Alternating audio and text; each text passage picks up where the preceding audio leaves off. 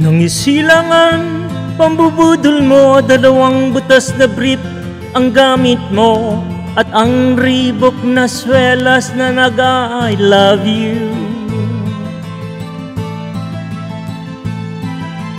At nang makilala ka ni Mami Cha, di ka na naging mukhang kawawa, kasi makapal na ang iyong mukha.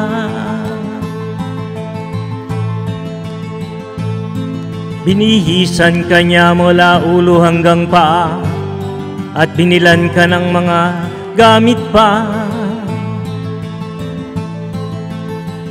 Laptop, electric fan at iba-iba pa. Laki sa layaw, hayop ka.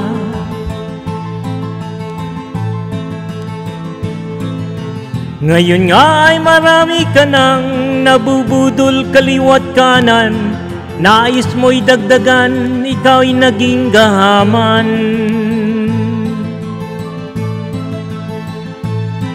Ikaw nga'y biglang nagbago, naging mayabang, lumaki ang ulo, at ang payo ni Cassidy ay sinuway mo. Di mo man lang inisip na ang kanyang ginagawa'y para sa'yo, pagkat ang nais mo'y masunod ang layaw mo, di mo siya pinapansin. Nagdaan pa ang mga araw at ang landas mo'y tuluyang naligaw, ikaw ay nalulong sa pambubudol.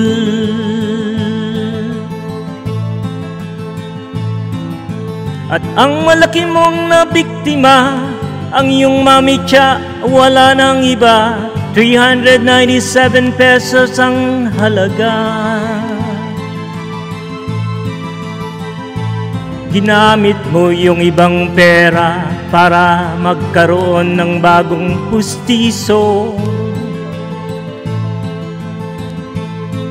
Balang araw magsisisi sa isip mo'y nalaman mong ika'y nagkamali. Magsisisi at sa isip mo'y nalaman mong ika'y nagkamali. Magsisisi at sa isip mo'y nalaman mong ika'y nagkamali. Makakarma ka rin, Budol Yono.